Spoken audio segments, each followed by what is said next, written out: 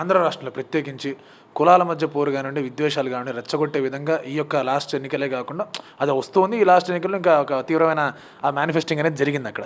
So దాన్ని ఆపాలి అంటే కనుక ఏం చేయాలి? ఎందుకంటే 3 కులాలు, 2 కులాల మధ్య పోలరైజింగ్, ఇది ఇలా చేస్తే బాగుంటుందని చాలామంది వ్యూహాలు అవన్నీ మాట్లాడుకుంటూ వచ్చారు. సో ఇలాంటి పరిస్థితుల్లో ఇవి ఇంకా ఆగిపోవాలంటే కనుక ఎటువంటి చైతన్యం రావాలంటారు? ఈ ఎన్నిక తర్వాత చాలామందికి కొంచెం నిశ్చితంగా పరిశీలిస్తే అర్థం కావాలి. ఎప్పుడైతే కులాలు పార్టీలను కలిపేసి ప్రభుత్వాలకి కులం ముద్ర పడితే ఖచ్చితంగా పతనము తథ్యము. ఆ విషయం అర్థమైతే ఇప్పటి నుంచైనా జరిగిందో జరిగిపోయింది. ఈ కులాల పంచాయతీ పక్కన పెట్టి కాస్త అందరినీ కలిపి సమానంగా చూస్తున్నామన్న నమ్మకాన్ని కలిగించాలి. సమానంగానే చూస్తారన్న నమ్మకం నాకు ఉంది. సమానంగా మీరు చూడడం వేరు, చూస్తున్నారన్న నమ్మకాన్ని కలగజేయడం వేరు. ఈ రెంటికి మధ్య చాలా తేడా ఉంది.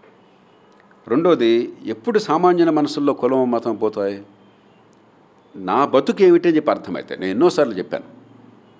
మా అమ్మాయి చదువు కావాలి అని చెప్పి అన్నట్టయితే అమ్మాయికి మంచి బడిపంతులు చూస్తాను, కానీ నా కులం వాడని ఆలోచించను.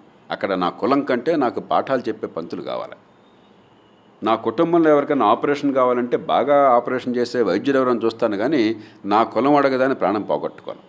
అంటే కులాన్ని మించి నా ప్రయోజనం నాకు అర్థమయ్యే వ్యవస్థ నిర్మాణం చేస్తే అంటే వికేంద్రీకరణ జరగాలి. ప్రజలకి స్పష్టంగా అర్థం కావాలి. ఏ కులం వాడని ముఖ్యం కాదు, నాకేమవుతుందో నా బతుకి పన్నులు డబ్బుతో నాకేం జరుగుతుందో అర్థం కావాలి. అది అర్థమైతే కులాన్ని పక్కన పెట్టి జనం ఓటేయడం మొదలెడతారు, ఒత్తిడి తేవడం మొదలెడతారు. కానీ మీరు అధికార కేంద్రీకరణ చేసినప్పుడు అది సాధ్యం కావట్లా. ఏ పార్టీ వచ్చినా, గతంలో ఎన్టీ రామారావు గారున్నా, చంద్రబాబు నాయుడు గారున్నా, రాజశేఖర రెడ్డి గారున్నా అధికారం అంతా ఇట్లా పెట్టేసుకున్నారా? ఒక్క చేతిలో పెత్తనం. క్యాబినెట్ లేదు, జిల్లాలు లేవు, మండలాలు లేవు, మున్సిపాలిటీలు లేవు. అలా ఉంటే జనానికి ఏమర్థమవుతుంది మీరేం చేస్తున్నారో? మీ నినాదాలు, మీ డ్రామాలు తప్ప. నరేంద్ర మోదీ గారు అంతే, ఆయన కూడా అంతే పని చేస్తున్నాడు. క్యాబినెట్ లేదు, ఇంకోటి లేదు, అంతా ఆయనే నేను నేను నేను నేను నేను. ఈ నేను అని మీరు అధికార కేంద్రీకరణ చేస్తున్నంతకాలం, మీకు పదవుల్లో ఉన్నంతకాలం మీకు మహారాజుల్లాగా మీరు నటిస్తుంటారు, భ్రమపడుతుంటారు. పదవులు పోయిన తర్వాత మళ్ళీ అవమానానికి మీరే గురవుతారు. అప్పుడు మహారాజులు నటించకపోతే మీరు చాలా మెనమనగా ప్రవర్తిస్తే పదవి ఉందా లేదా అని దాని ఉండదు. అసలు మహాత్మా గాంధీకి ఏ పదవులు లేవని గౌరవానికైనా కొరవైందా? పదవి ఉంటేనే వైభోగం, పదవి లేకపోతే అవమానం అనేటువంటి సంస్కృతి నుంచి పదవి అన్నది కేవలం పనిచేయడానికి ఒక అవకాశం తప్ప ఇది అహంకారానికి సంబంధించి కాదు అన్న విషయం ప్రజలకు అర్థం కావాలి, నాయకులకు అర్థం కావాలి. అధికారం వికేంద్రీకరిస్తే అధికారం పోట్ల మీరు బాధ్యత ఇంకోటికి ఇస్తున్నారంతే. మీరు మీ చేతుల్లో పెట్టుకుంటే అన్నీ మిమ్మల్ని తిడుతున్నారు. రేపు తప్పు జరిగితే, రేపు జగన్ను ఈ అనుకునే నెరవేర్చకపోతే పొరపాట్లు ఎక్కడ ఏ క్షేత్రాలు జరిగినా కూడా జగన్తో తప్పు అంటారు. ఇవాళ జగన్ ఎంత గొప్ప అనుకుంటున్నారో అంత జగన్తో తప్పు అంటారు. చంద్రబాబు నాయుడు ఎంత గొప్ప అనుకున్నారో అంత తప్పు అన్నారు చివరికి. మోదీకి అంతే అవుతుంది. ఇవన్నీ తాత్కాలికం.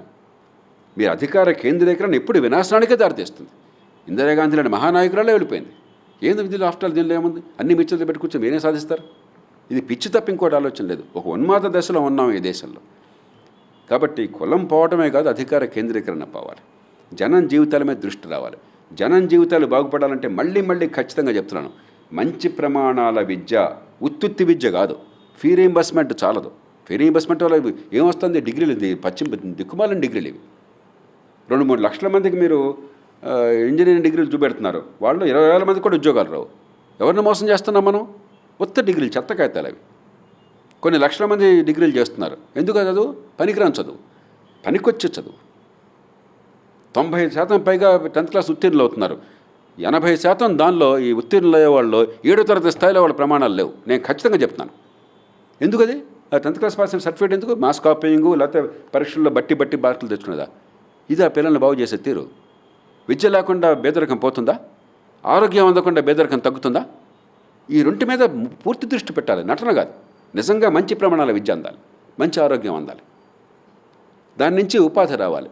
ఉపాధి కల్పనకు కావాల్సిన వాతావరణం కావాలి, ఆ విధానాలు కావాలి, డ్రామాలు ఆడడం కాదు. ఆ ఉపాధి నుంచి మీకు ఆదాయం వస్తుంది, ఆదాయం నుంచి మీకు బెదరికం పోతుంది. అంతేగాని గవర్నమెంట్లో ఉద్యోగాలు చట్ల మీద ఉన్నాయా? ఇంకా పన్నుల డబ్బంతా కూడా ఉద్యోగాలకు ఇంకా అనవసరంగా సృష్టించి తగలేస్తారు. డబ్బంతా వాళ్ళు లంచాలు తీసుకుంటే మౌనంగా కూర్చుంటారా మీరు? ఇదా పరిపాలన అంటే? ఏం పరిపాలన నాకు అర్థం కాదు. గవర్నమెంట్ ఉద్యోగాలు ఇవ్వడం కోసం కాదండి, గవర్నమెంట్ పనిచేయడానికి కావాల్సిన ఉద్యోగాలు భర్తీ చేయాలి, వాడితో పని చేయించాలి. వాడితో పని చేయించట్లేదే. లంచాలు ఎందుందా? ఎందుకు ప్రభుత్వం ఇంత భయంకరంగా ఓడిపోయింది తెలంగాణ ఆంధ్రప్రదేశ్లో? లంచాలు ఆపలేదు కాబట్టి, అవినీతి ఆగలేదు కాబట్టి. ఎందుకు ఆగలేదు? మీరు ఆపలేకపోయారు కాబట్టి. ఆపితే వాడు ఓటు వ్యతిరేకంగా వేస్తాడని ఒక పిచ్చితో. మీరు ఏ పని చేయాలో మీరు చేయట్లా, పందారాలు చేస్తే అధికారం పోతున్నారు అంతే. మరి జనం తిరస్కరిస్తారు, ఎవరికైతే రేపైనా తిరస్కరిస్తారు. ప్రతి ఒక్కరికి పరాభవం జరిగేదే. పరాభవం అనుకుంటే మీరు విజ్ఞుడికి అధికారంలో ఉన్నా లేదా అని అసలు సమస్య ఉండదు. పదవి ఉందా లేదా అవసరమే లేదు. నిరంతరం ప్రజల కోసం చేద్దాం, ప్రజలకు ఇష్టం ఉంటే పదవుల్లో ఉంటాం, లేకపోతే ఇంట్లో కూర్చుంటాం. అది ముఖ్యం కాదు, కానీ మంచి జరగాల, ఆ ఆలోచన వేరు. అలా పదవి ఉంటే చాలా గొప్పవాళ్ళం, మహారాజును. పదవి లేకపోతే చాలా అవమానం. ఇది మూర్ఖుల ఆలోచన. రాజకీయ పార్టీలు తెచ్చుకోవాలి. పచ్చిగా చెప్తున్నాను, మూర్ఖుల ఆలోచన మీరు చేస్తున్నారు. మూర్ఖుల ఆలోచన కావాలన్నా, కాస్త విజ్ఞత గల ఆలోచన కావాలన్నా.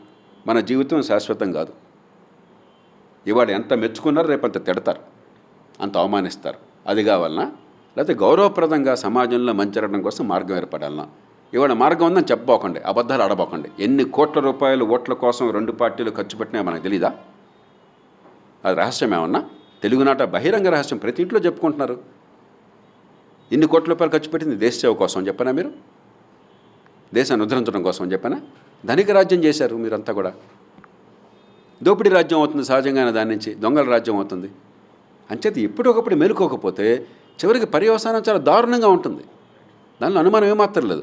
ఇప్పటికి కూడా ఉన్న పరిమితమైన వనరుల్ని సద్వినియోగం చేసుకున్నట్టయితే, విద్య మీద ఆరోగ్యం మీద దృష్టి పెట్టి మౌలిక సదుపాయాలు, కొన్ని విధానాల్లో ఉన్నటువంటి పొరపాట్లు తొలగించడం చేసి పెట్టుబడులు నిజాయితీగా ఆకర్షించినట్టయితే, ఒక పార్టీ ఉంటే అధికారంలో ఉన్నవాడు అండ ఉంటే పెట్టుబడి అంటే ఎంతకాలం నిలవదు. మీ అండతో సంబంధం లేకుండా, పోటీ పడడానికి ఎవరు సిద్ధమైనా కూడా మీతో సంబంధం లేకుండా పెట్టుబడులు పెట్టి వ్యాపారంలో నెగ్గేటువంటి పరిస్థితి కల్పించాలి. మార్కెట్ తేల్చాలి, ఎవరు నెగ్గుతారు ఎవరు నెగ్గరన్నది. మీరు తేల్చకూడదు. ముఖ్యమంత్రి తేలిస్తే ఎవరు నెగ్గేది? అదే ఆర్థిక వ్యవస్థే కాదు అది. మరి అంత ధైర్యం మీకుందా? ప్రతివాడికి నేను చెప్పినవాడే రావాలా, నేను చెప్పినట్టే వినాలా, నేను చెప్పినవాడే కోటేశ్వరుడు కావాలా, వాడికే పరిశ్రమ రావాలా, ఇంకోటి రానివ్వను. ఈ పెత్తందారీ స్వభావం అంటే ఆధునిక ఆర్థిక వ్యవస్థ పనిచేయదు. అంటే సార్ ఈ మాట నుంచి చిన్న కనెక్షన్ క్వశ్చన్, ఎందుకంటే రీటెండరింగ్కి పిలుస్తానో ఏమైందో మన రాష్ట్రానికి అమరావతికి సంబంధించి జగన్ గారు మాట్లాడడం జరిగింది. అలాగే పోలవరం గురించి కూడా మాట్లాడుతూ ఆంధ్ర రాష్ట్రానికి అవసరం లేదు కేంద్ర ప్రాజెక్టు, కానీ యుద్ధ ప్రాతిపదికన జరగాలని చెప్పింది. ఇంకొక ఒపీనియన్ ఏదంటే జనాలు ఏదంటే ఈ సిఐ సమిట్లు పెట్టి చంద్రబాబు నాయుడు గారి గవర్నమెంట్లో కొన్ని ఎంఓయూస్ అని, అవి ఇప్పుడు చెల్లుతాయా చల్లవా అని ఒపీనియన్స్ ఉన్నాయి. సో ఒపీనియన్స్ని ఆన్సర్ చేసుకుంటూ అండ్ అలాగే వాళ్ళ పనులు వాళ్ళు చేసుకుంటూ ఇవన్నీ అలైన్మెంట్ అనేది జగన్ గారికి ఎంత కష్టం అవుతుంది, అండ్ ఈ థాట్ అనేది ఉండాలా లేకపోతే ఎలా ఉండాలి అసలు? ఇప్పుడు అధికారం మారడం అనేది దేశంలో, రాష్ట్రంలో ఇది మొట్టమొదటిసారి కాదు. ప్రజాస్వామ్యానికి నియంతృత్వానికి తేడా ఏంటి? ప్రజాస్వామ్యంలో ప్రజల అభీష్టం మేరకు, ఓటు మేరకు అధికారం మారుతూ ఉంటుంది. నియంతృత్వం అయితే ప్రజల అభీష్టంతో సంబంధం లేదు. కాబట్టి ప్రజాస్వామ్యంగా అధికారం మారుతూనే ఉంటుంది.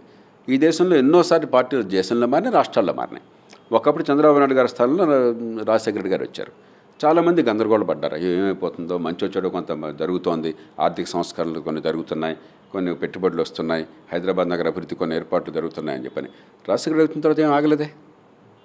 కాబట్టి ప్రభుత్వం మారితే ప్రజాస్వామ్య సమాజంలో మీకు విధానాలు మారక్కర్లేదు. ఒక్కసారిగా తప్పులుంటే విధానాలు సవరించుకుందాం. అలాగే గతంలో వచ్చిన పెట్టుబడులు, చేసుకున్న ఒప్పందాలు ఆగనక్కర్లేదు. అవినీతి ఉండి పొరపాటు జరిగితే ఖచ్చితంగా దాన్ని పరిశీలించండి, దాన్ని సరిచేయండి. అంతేగాని ప్రభుత్వం మారితే పాలన మొత్తం మారదు. ప్రజాస్వామ్యానికి నియంతృత్వానికి మధ్య తేడా అది. అంచేత పోలవరం ప్రాజెక్టు చాలా వేగంగా జరుగుతుంది, బాగా జరుగుతుంది. అది వేగంగా అమలు కావాలి, పూర్తి కావాలి. వాళ్ళు చేశారు కాబట్టి మేము ఆపుతామంటే మూర్ఖత్వం అవుతుంది. వాళ్ళు చేయండి మీరు చేపట్టాలి. అంచేత ఏ రంగంలో అయినా సరే ప్రభుత్వం మారిన మాత్రం చేత మధ్యలో హంసపాదులు అక్కర్లేదు, అడ్డు అక్కర్లేదు.